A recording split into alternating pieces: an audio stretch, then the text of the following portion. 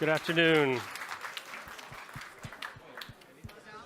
Good afternoon. Thank you for joining us for the 3 o'clock session. I should sit. You're there, I'm told, and I'm here, I'm told, unless they tell us something differently. This is EU and Serbia, a strategic partnership for the future. My name is Kevin Barron. I am the executive editor of Defense One, a media partner for GLOBSEC this year. I am a journalist from Washington, a Pentagon reporter by trade.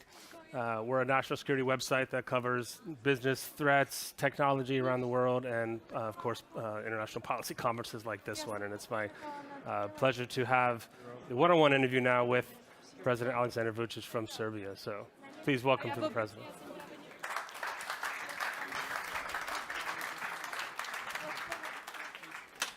This is a high-level conference of people that know probably a lot more about Serbia than I do in this room. So my intention is that this is not to be a long conversation between the two of us with a few questions at the very end, but rather my job is to bring you into the conversation and make sure that everyone gets a chance, or most people get a chance, to ask the president questions about anything you like, probably about the EU. That's the title of the session. Mr. President, first of all, welcome and congratulations on your re-election recently and your swearing in this week to your second 5-year term. And the last one. We've heard already from our speakers today. Ukraine is the main topic, even though a lot of these sessions are titled about the EU. It's all wrapped in together. And in your election, I think perhaps more than a lot of events around Europe right now encompasses the crossroads of the difficulties with Ukraine, with the EU, with relations with Russia. You said, in all my research for our meeting here, you said in your either campaign speeches or victory speeches or in your swearing-in speeches that you want EU membership, pushing for EU membership, but at the same time, the big news of the last week or so has been this gas deal with Vladimir Putin and Russia. For 3 years, meeting Serbia's needs on one hand for energy and meeting Serbia's needs for everything else that comes with EU membership. So my first question to you is, can you do both? Or I guess if the answer is going to be yes, how can you do both? Everybody is doing both. Sorry that I'm saying something that someone don't want to hear it, but the truth is that you cannot survive without gas supply, and we have always been fully dependent on Russian gas, 100%, and there are several other EU countries, but gas supply is not even on a sanction list. It's not a question.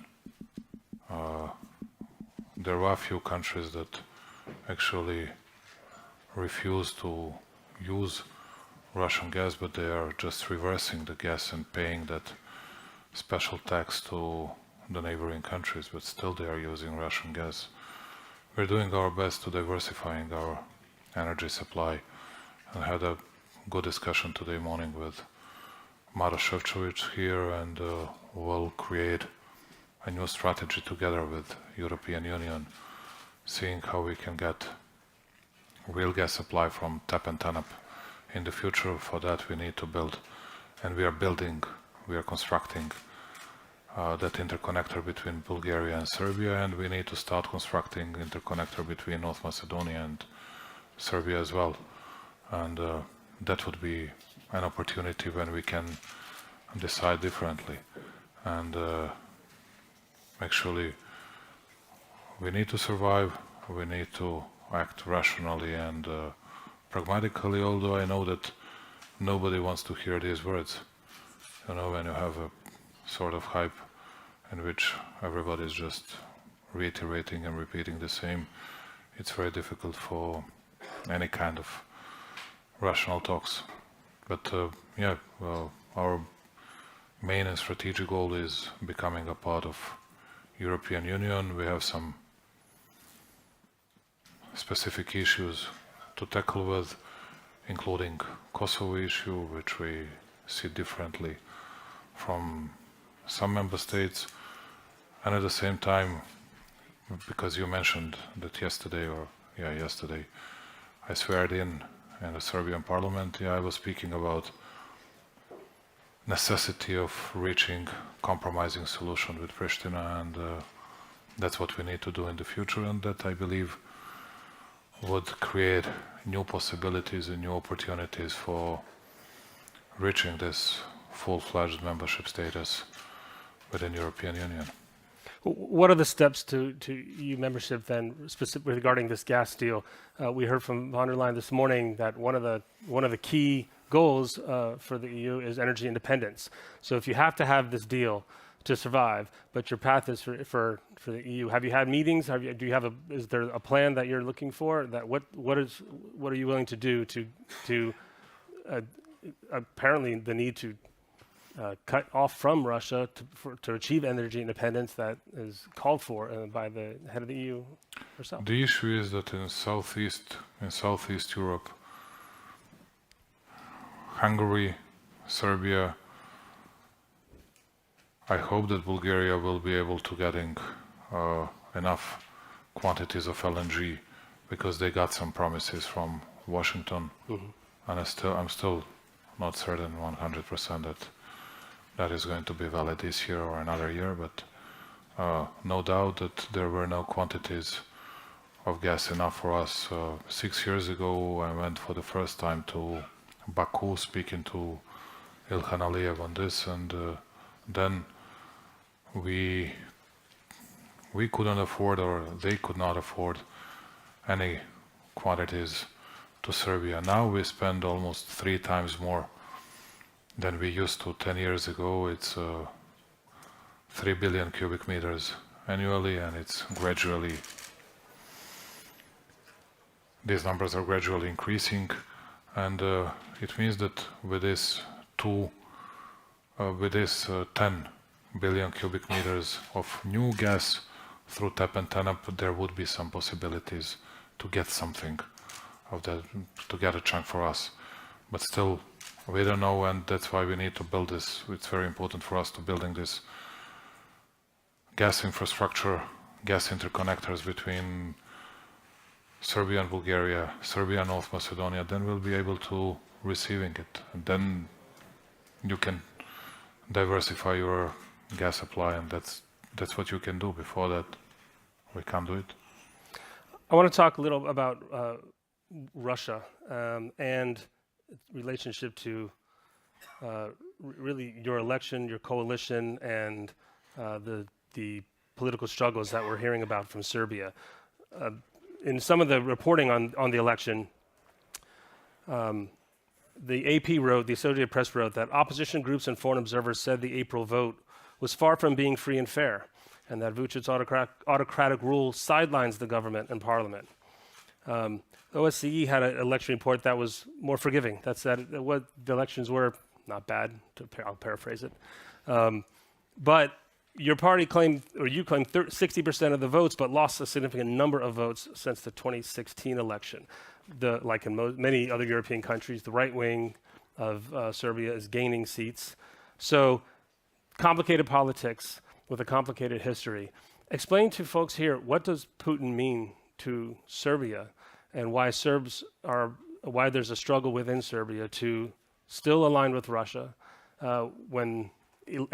even 4 months into this war with Ukraine, when so many other sharp changes have happened across Europe?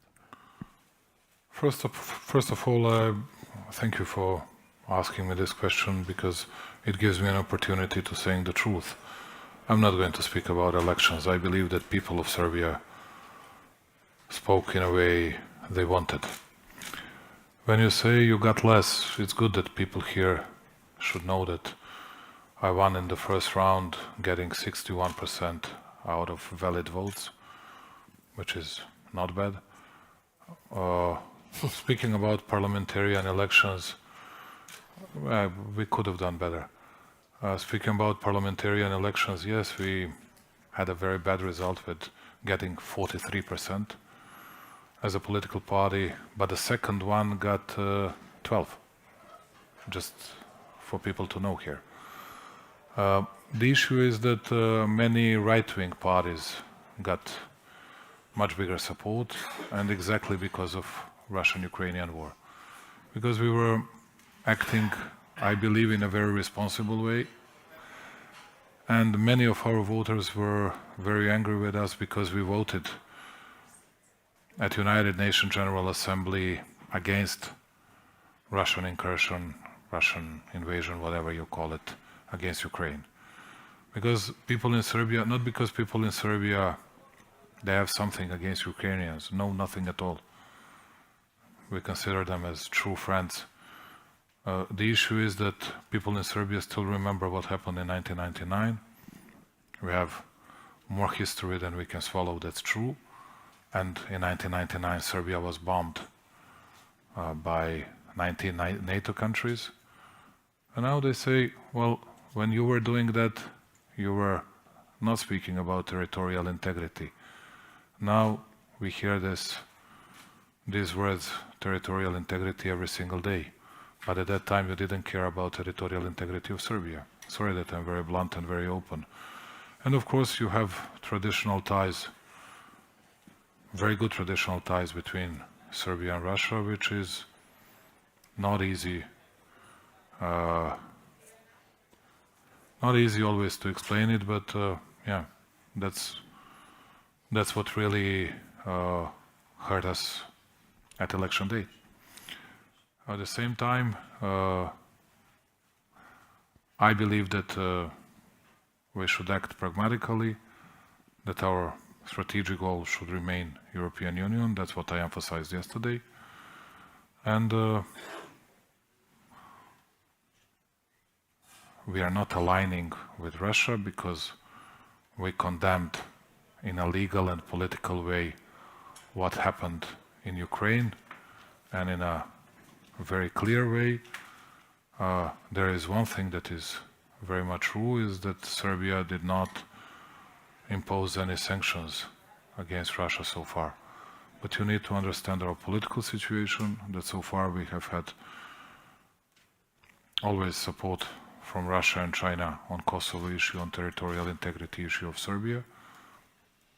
If we do it differently, we're gonna lose that kind of support. On the other hand, you have to know that today 42% of people in Serbia, they think that it was something wrong, that incursion against Ukraine. 35%, they don't care. But still you have 77% of people in Serbia, 76.7% of people that are against any sanctions. You can of course always impose your will against the people, but that's not good. You have to speak to people and you have to see whether there are any reasons for that. And I believe that politically, legally speaking, we did our job in a very principled way, and because we'll always be on the side of Ukrainian territorial integrity.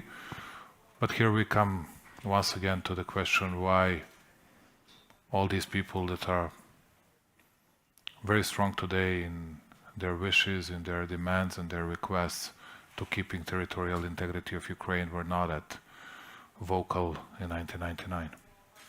One of the other aspects of European unity mentioned earlier today was the extraordinary step of funding or arming the Ukrainians against the Russians. Is that something that you can see, you could envision happening under your we have always been helpful when we were asked to donating money or medications, and we donated so far 3 million euros plus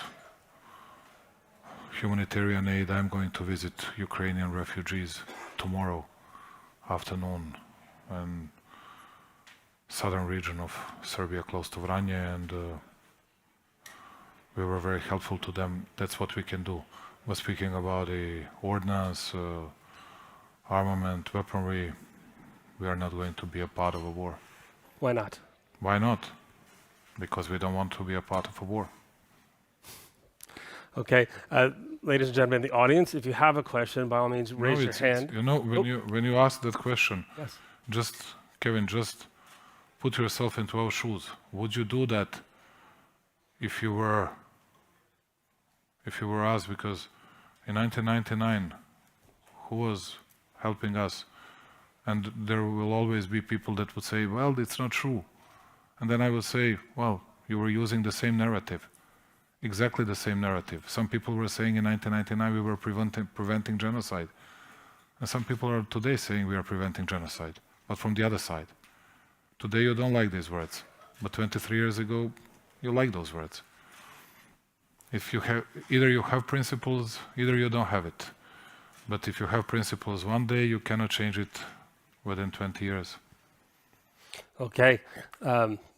Those who have questions for the audience, You shouldn't invited me, you know, because I'm not a part of this mainstream, you know, very vocal political opinions. That's why you're here. Yeah. If EU membership is your goal, You have to find someone. EU membership comes through. You have to fight. You have to find someone to punching him badly. Okay, good. Well, you can raise your hand. You can use the Slido app as well, which they will be feeding questions to me here. And in addition, we'll have a word. There is Team Judah eager to killing me. We will. And in addition, soon we will have a word cloud for you to participate in once we get a couple more questions. And so I'll go to the vigorous waiver behind me. Yes. We have a microphone coming to you. Thank you very much. I'm Tim Judah from The Economist. Could you stand, please? Thank you for the cameras. Thank you very much. I'm Tim Judah from The Economist. Now that Ukraine, Georgia and Moldova have applied for membership, is this something that you, Serbia and Western Balkans in general, can leverage and use to encourage Brussels and EU and member states to say, look, fine, they want to apply, but what about us? It's time to sort of use this moment to accelerate our accession process. Thank you. Thank you. I mean, is anyone talking about it? I mean, are you? Yeah. Okay, thank you. Thank you, Tim. You know, you can laugh at me now. I'm a political veteran and we all learned our lesson, and it looks like this. Whenever we go to Brussels, and we go very often, and whoever comes from the Western Balkans, doesn't matter whether it's someone from Montenegro, Bosnia, North Macedonia, Serbia, doesn't matter. We all learned a lesson saying, you need to speed up all these processes because we have a sort of exhausted and tired people. Now use this opportunity, and you know, then all those people are fed up with us listening the same type of story for 10 or 20 years, and then nothing happens. This time we are not saying this, but we expect something, Tim. We expect something to be changed, and it's not, okay, we know our obligations, and I know that we need to do a lot of things regarding rule of law, democracy issues, media issues, and all the other issues. And I know that we need to reaching a sort of compromise between Belgrade and Pristina before we get into the European Union. But the issue is that we need to see a sort of determination and decisiveness among member states and in the Brussels as well. We are profoundly grateful to them because they have always been helpful to us regarding the most terrible floods that we faced with in 2014, migrant crisis, even any single or particular crisis that we were facing with. We have always been getting some fundings from European Union, but the issue is whether you really count on us or not. If you do, we can really speed up our work on different type of reforms. And I hope that it might happen.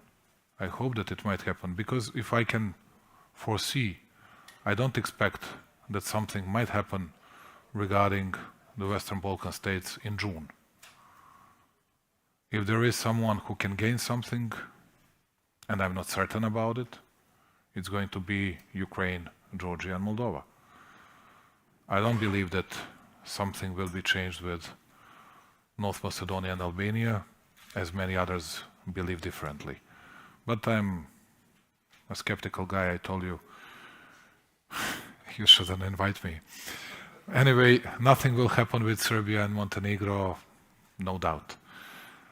But we'll have to do many more things before December.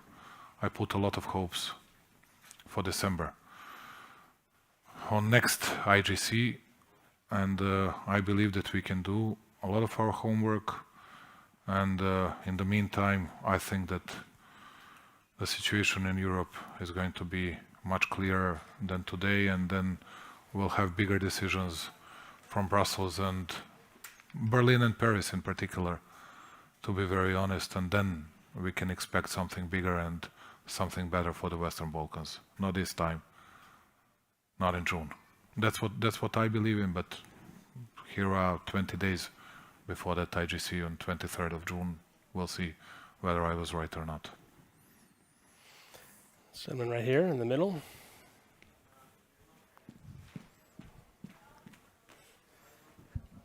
Simeon Tsomokos from the Delphi Economic Forum, Mr. Thank you. President. Congratulations for your new appointment. You are the undisputable leader in Serbia, there's no doubt about it. You have led the Serbian nation for these last years. You are going to do it for the next few years. What do you think is, what kind of legacy you would like to leave behind? I mean, what is your vision? How would you like to see Serbia, emerging, when you are in the exit of politics? Thank you. Thank you, Mr. Tsomokos. Can I make a joke? Which is... I'm not sure. which is not exactly a joke. It's, when you Google my name, apart from many terrible things, you see the recent news. Well, there were pro-Russian protests organized by Vučić regime in Belgrade. And those protests were, just for you to know, at least for you that are present here, protests against me. And they were chanting, Vučić the gay betrayed our Russia. And it was depicted in all Western medias like I was organizing these protests and that. And 2 days ago, when we agreed in general terms with Russians on gas arrangement, which is not bad for us, I saw Associated Press and all the other medias were saying Serbia violated sanctions against Russia. How? Which sanctions? There are no sanctions on gas. But it's always the easiest way saying something against Serbia. Oh, autocrats, dictators, and everything else. And now come to the... And then when you face that, then whatever you say, who cares? But what is really happening is that I'm very much satisfied with the economic development of Serbia. In last 2 years, cumulatively speaking, Serbia was the fastest growing economy in entire Europe. You wouldn't believe it, but it's true. We thought that we could have only Djokovic or our basketball, water polo players, the best in Europe, but in last 2 years, the biggest growth rate belongs to Serbia. In entire Europe, we invested hugely into many infrastructural projects. That is something that I believe that people will remember me and our team. Many highways, many high-speed railways, kilometers, then a lot of factories, a lot of production plants. Let's say when I became the prime minister, German companies were employing in our country 15,000 people. Today, German companies employ 77,000 people. 77,000 people. And still, our public debt to GDP ratio is 52%. When I became the prime minister, it was 79%. And we did not increase it even during COVID-19 crisis. During this crisis as well, will remain fiscal stable, and I believe that after all, people will remember that we kept peace and stability, which is not always easy for us, particularly for the nation that was the real champion of number of wars that was participated in 20th century. There is no other nation in the world that can compete with us on this. And I believe that now we are approaching a new era, and in this century that we won't have any kind of clashes with anybody in the world. That's an economic legacy answer to the question. Yes. On our Slido board, one of the top questions I'd like to ask or to read, what EU members, wrong one, where is it? Here we are. What view would Serbia, if it eventually secures EU membership, take on EU-NATO cooperation and coordination? We have no problems with, we are not politically neutral because EU path is our strategic path, but speaking about military, we are militarily neutral because of the very obvious reasons from the very recent history, but we have a very good cooperation with NATO, particularly in Kosovo, because we need to work together with KFOR on a daily basis, and so far we have had a very good cooperation. Through program Partnership for Peace, we developed a lot of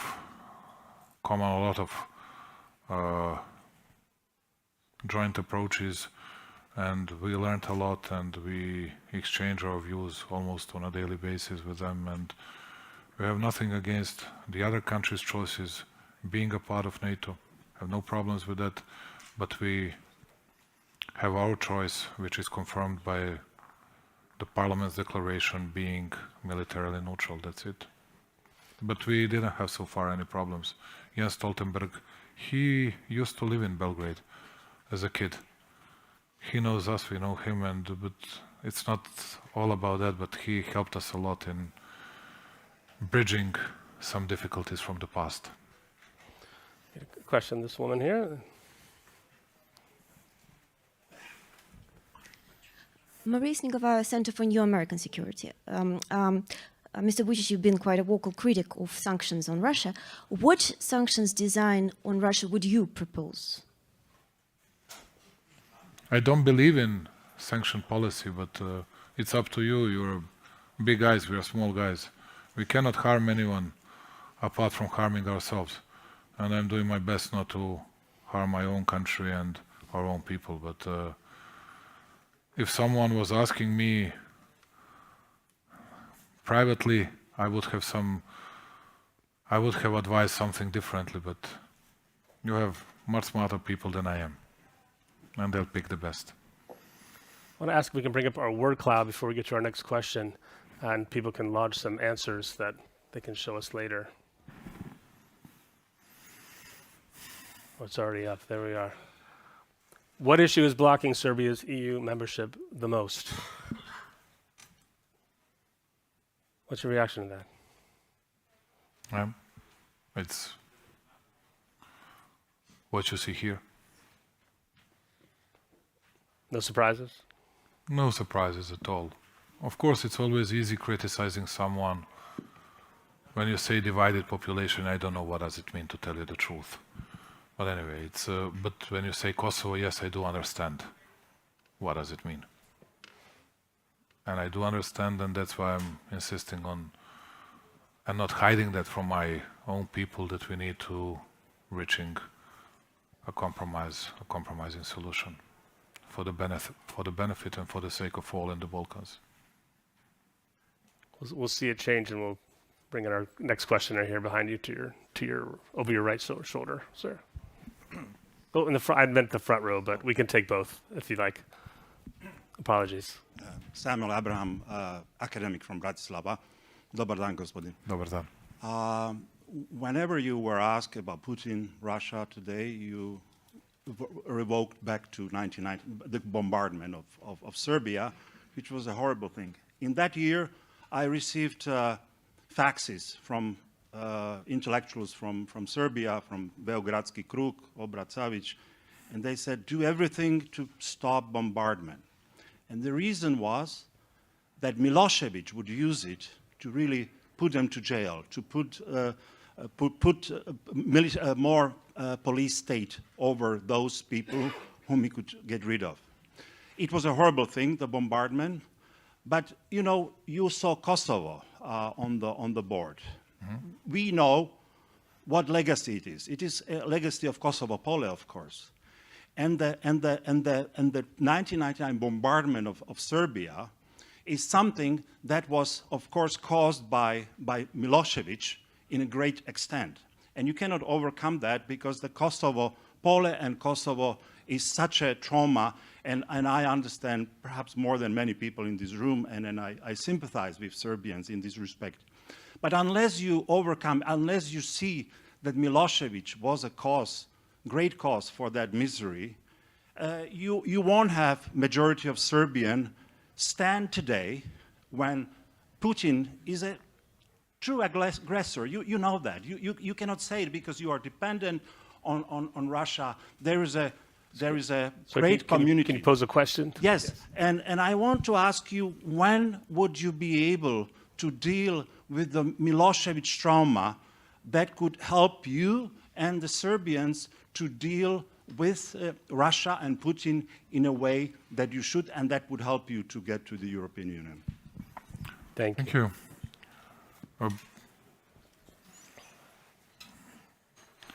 It's a good question.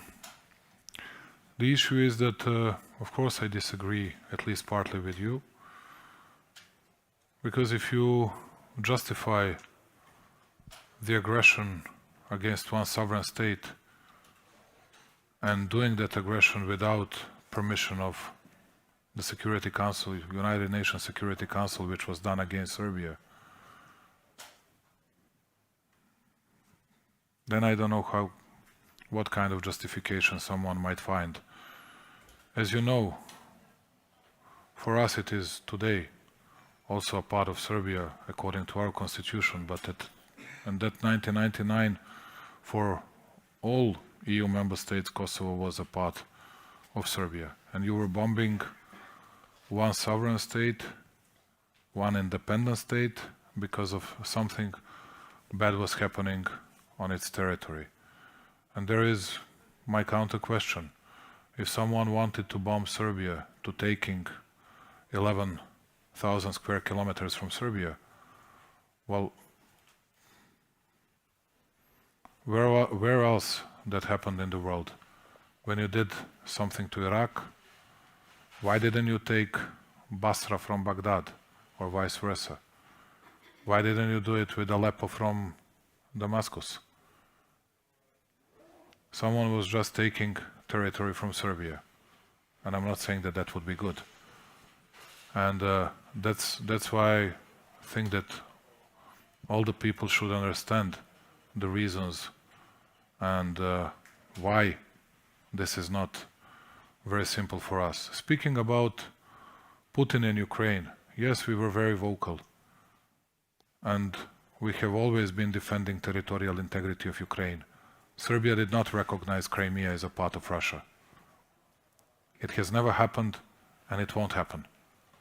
And we'll be stronger in defending Ukrainian territorial integrity than many of EU countries, because we have principles. We have principles. It's a part of UN Charter. How can you say that someone violated UN Charter, Russians violated UN Charter today, but when someone else did it? And even today we have effective Resolution 1244, which is not respected by anyone in the West. And there are no responses to this, and no one can answer to this. And this kind of red herrings, this kind of ambiguity, that is something that that is not easy for us. And still, if I was not asked by you, I would never speak about it. These are all the difficulties we need to overcome, and I agree with you on something, that we need to overcome our mythological past partly, and we need to face the future and some tough decisions, and we'll have to do it. But you know, someone has to put himself or herself into our shoes as well, and then to see that it's not that easy and it's not that simple as it looks. And the world is not black and white, like many people say today. Sorry that I'm once again saying something that is not very popular. I don't necessarily believe you're saying anything that's unpopular as much as it is maybe right down the middle. After this panel, I'm doing a similar panel with 3 prime ministers from the EU, And one of the differences I've noticed in my research is that some country leaders are calling for a total win. That they say over and over again, Ukraine must win in the war, or some version of that. Some people are expecting not a total win, but a total defeat of the other side. That's different. That's another way to put it. Yeah. Others are calling for, are looking at negotiation. And I can even tell Zelensky you- himself says the war will end with a negotiation at some level. Where are you in between total win and playing for negotiation? Yeah, I see that I'm here to spoiling your party. I don't believe in total wins and total defeats. We need peace as soon as possible. And then in that peace, you can defeat the others much easier than militarily. And I'm not going to speak more about it. I just don't get a sense of continuing war and killing people on both sides. Because, we can discuss this, like philosophically, why is that solution? But there are thousands of people that are dying on a daily basis, which is not even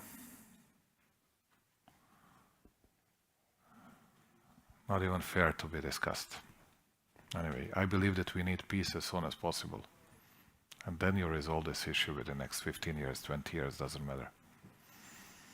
One day means a lot, at least 1,000 people more alive. And you're right, there are 50% of Western countries that are hoping for total defeat of Russia, and 50% of them that are ready for some kind of Russia's defeat. I believe that peace is the only solution. And the most important thing that we need to deliver on as soon as possible. And that's what I said to President Putin when I had this telephone conversation with him 3-4 days ago, that we need peace. Our last question I've been promising behind us. He was speaking a lot on Ukrainian issue. Yeah, he was saying that he has always been for peace and he's going to fulfill his aims. As he was saying that to Scholz, Macron and to everybody else. And of course I was not insisting on that. I was insisting on good solution because I'm a small guy. We have big guys that are able to make influence on him. I'm not. I have to take care of small issues for my small country and for my people. Our final questioner, yes. Alica Kizakova from Institute of International Relations, Prague. Mr. President, thank you for your frankness, and I appreciate hearing your perspective from you, not from media. And my question relates to China, because we spoke a lot about Russia, but not necessarily about Serbia's collaboration with China, but about 16+1. With the Lithuanian withdrawal, there's a lot of encouragement to dismantle this collaboration. And what is your take about why to preserve it? What's the benefit of having this framework in Europe? And perhaps how you envision further engagement of China in Central Eastern Europe going forward? The China question. Thank you. 40 seconds on the clock there. 40 seconds. Okay, I'll do my best. First of all, take your time. Everybody was always asking me something about Russia. But the fact is, when I became the Prime Minister 8, 9 years ago, Russia was trade partner number 2 of Serbia. Today, Russia is number 5. And the biggest chunk of our trade exchange is gas supply. China was number 9. Today, China is number 2. Germany was number 5. Today is number 1.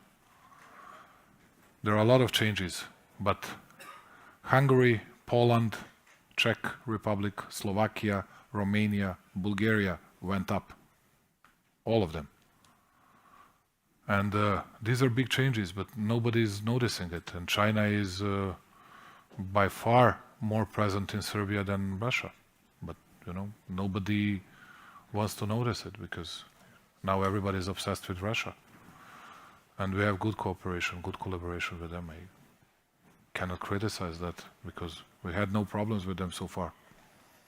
We had no problems, we had no issues with them. They were buying our steel mill when nobody wanted to have it, when Americans were bringing back that steel mill to us for $1, as you know, in Smederevo, and then they bought, although we, according to EU rules, organized transparent procedure for our copper mine in East Serbia, and Chinese won easily, and they take care of that in a very proper way. Have no problems with that. Speaking about our own interests, we are a small country.